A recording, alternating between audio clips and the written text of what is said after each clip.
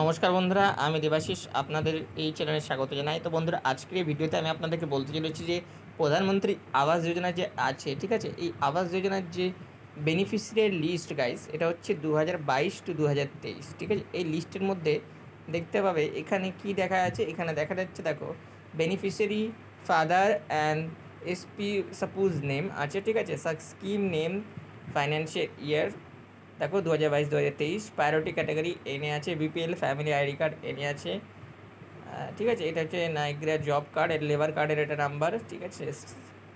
House status দেখো, house sanction হয়ে গেছে, স্যাংশন নাম্বার দেখাচ্ছে, স্যাংশন ডেট দেখাচ্ছে, আর অ্যামাউন্ট দেখো 1,20,000 টাকা। অ্যামাউন্ট রিলিজ করা হয়নি এখনও। Inspection date 1/10/2018।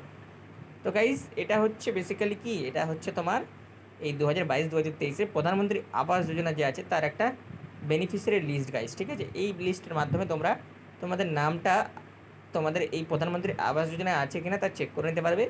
এই যে পিডিএফ, এটা কিন্তু ডেসক্রিপশন বক্সে আমি দিয়ে দেবো। অ্যান্ড কীভাবে তোমরা তোমাদের পার্টিকুলার যে ব্লক, পঞ্চায়েত কিংবা মিউনিসিপ্যালিটি এরিয়াতে তোমরা ওয়ার্ড নাম্বার যে কোনো এরিয়ার মধ্যেই পড়ো না কেন, তোমরা সেটা কিন্তু বের করে তোমরা তোমাদের যে পার্টিকুলার এরিয়া আছে সেখানে কিন্তু তোমাদের যে তোমার নামে কি প্রধানমন্ত্রী আবাস যোজনা কোনো ঘর এসেছে কিনা সেটা কিন্তু দেখতে পাবে, ঠিক আছে গাইস।